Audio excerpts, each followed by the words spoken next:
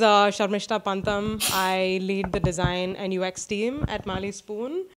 You know, prior to coming to Marley Spoon, I've had a bit of a history with design. I started with fashion, then went on to do graphic design, and now finally user experience. And now I really enjoy a sort of holistic vision of design. My partner and I basically started this little supper club as a kind of an experiment to combat the poor representation of Indian food in Berlin. It was an experiment we started in our living room.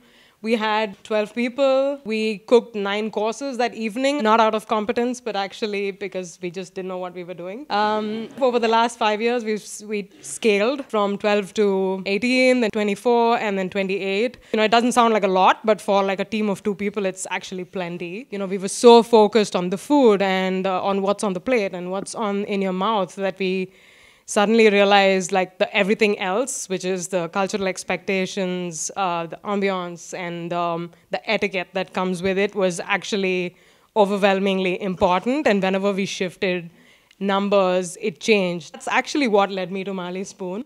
It's a meal kit product or a meal kit company. Our mission is to bring healthy and market-fresh home cooking back to the people. We're now present in 7 countries around the world.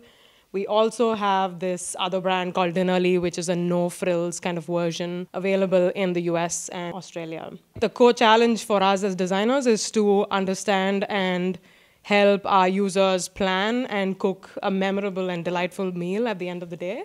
It begins from actually making them aware that there's another way to cook dinner, having them find these recipes for their loved ones, for their families, and making it easy to surprise and delight them. Then, of course, you know, actually having a receiving experience every single week, which is equally interesting and exciting.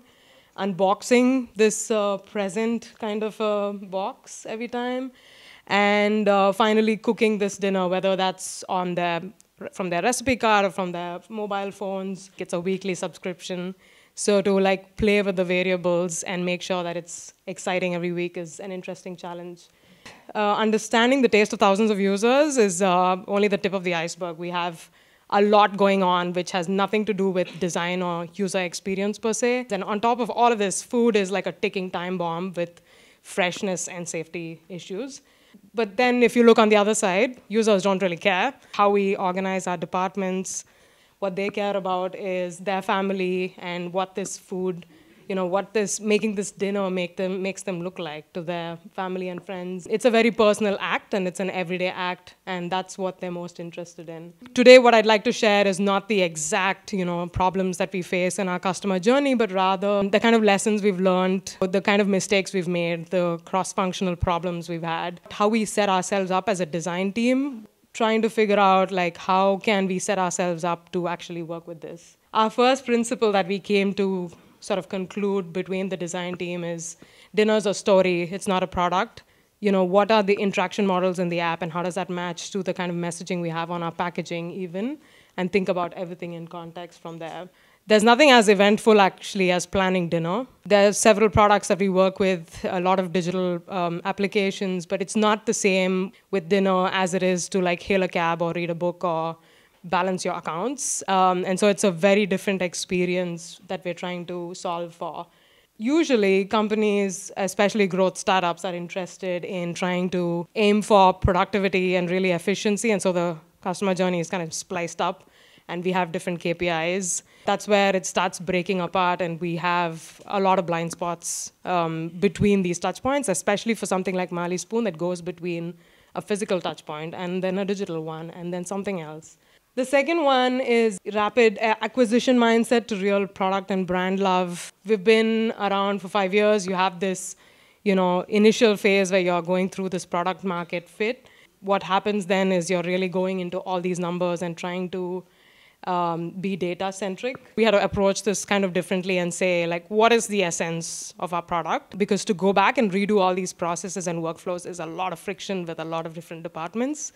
To agree on what is the principle that we want to stand for and how do we rationalize all of this debt, and we want to help our users treasure their time. It's a very simple one, but it really helped us sort of go back to the drawing board and made it easy to have conversations around this.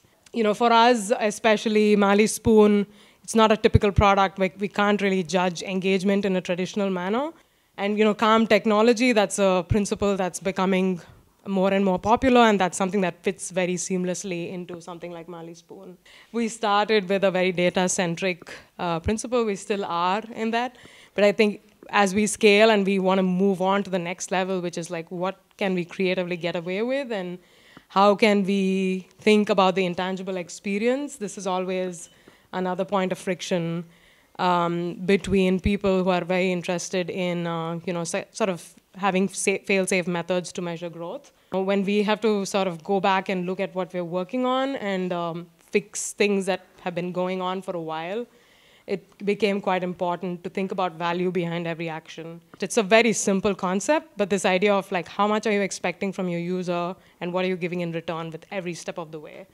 And this is a very simple tool we found to sit with stakeholders and just say, like, just scribble this. And then you put your quantitative research, and that adds up to a very, very holistic view of the whole thing. And the other one is key experience indicators. We did a very in-depth user experience audit last year and really felt the need for a holistic user feedback loop. We've started to take the Google Heart framework and use that for our indicators. This is an interesting one.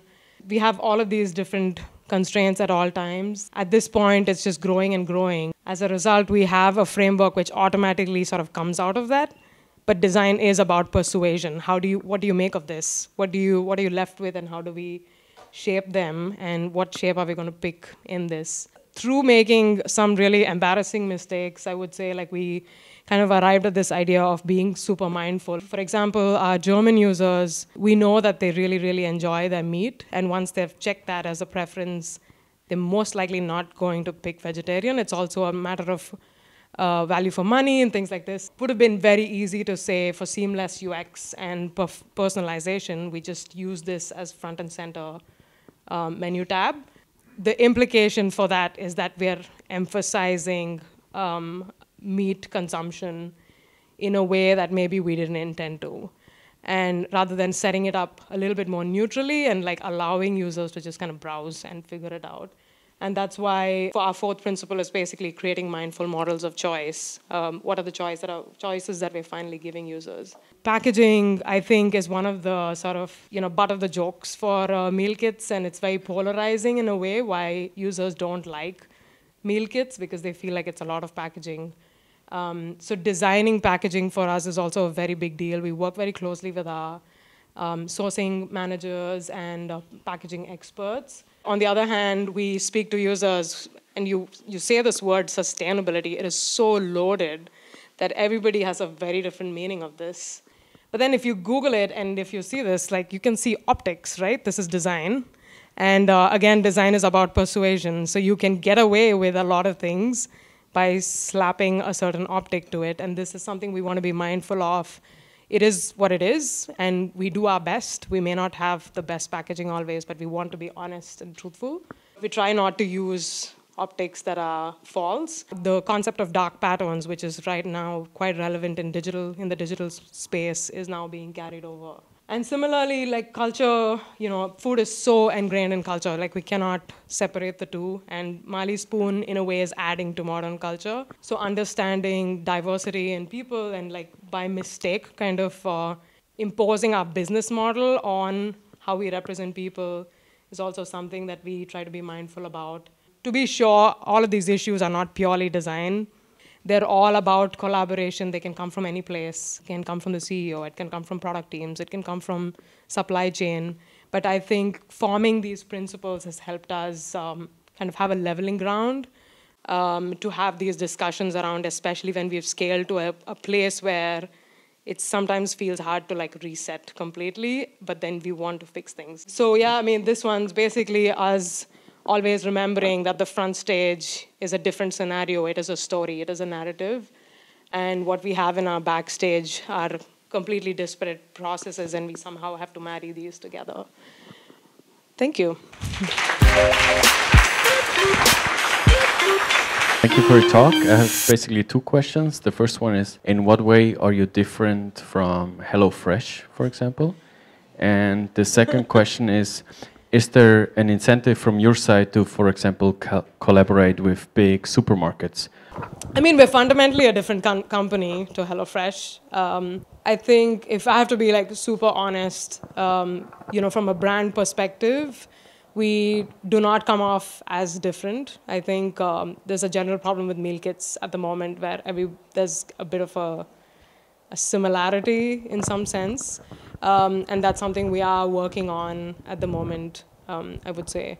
But in terms of product offering, you know, we take great pride in our culinary recipes, obviously.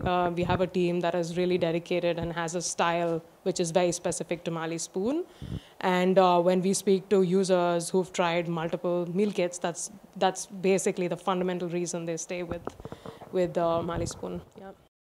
From a communication perspective, have you ever had any challenges with staying in line with a sort of honest and transparent way of communicating? Because obviously subscription model can sometimes have some negative connotations, such as sort of this, they're trying to trap me into a subscription and stuff like this. Have you had this challenge, and how have you solved this or overcome it? This is a good question. This is, you know, for subscription, any subscription model, I guess it comes under the onboarding flow and the whole sign up of users. We've shifted quite a bit from being, you know, giving less information to giving a lot more now, and enabling people to know that they can cancel anytime. So that's one of the things that in terms of communication, we make that super clear. We have a CRO manager who's constantly like working on literally language and wordsmithing this with every test and making sure that this is feels easy and you know, constraintless to users when they sign up. Yeah. We actually wrap more plastic around food and ship this to our houses in a world where original unverpackt stores are opening and trying to avoid plastic. How do you get future-proof for Generation Z, I would say? I would say, firstly, it's a work in progress. We have a sustainability team that is constantly looking into this. It's a process because you know, each packaging item that we have is part of a huge stock, and then that runs out, and then we get another, obviously. So we've moved away from plastics quite a bit in the past to a lot of paper materials right now, and now are in the process of looking at newer, I don't know, is it inventions, but like seaweed packaging and things like this is very interesting. And internally, we have a team that's dedicated to this. We are looking at going sustainable by 2025. It still feels like a long way, but the efforts are very much in motion at the moment. And this is basically a continuous effort. It's just that it's not perfect. And so like that's something that we just continually work on. Are there people that kind of order a meal kit and then just go like, I don't read the recipe, I'm just going to cook something out of it? We did in-house user research last, I think, couple of weeks ago, and we were actually testing a new digital cooking experience, and the user basically did not use any of the timers. He totally winged all the oven settings, and he was fine with it. Like, that was his style. So that's a different level of creativity, because you're like, okay, now I have this. What else can I make with this? Which is, if you want to do it, yeah, fair. Maybe you should start thinking about these magic boxes as well, where people don't really know what they're getting. But yeah, thank you so much for your talk. It was really interesting. Thank you.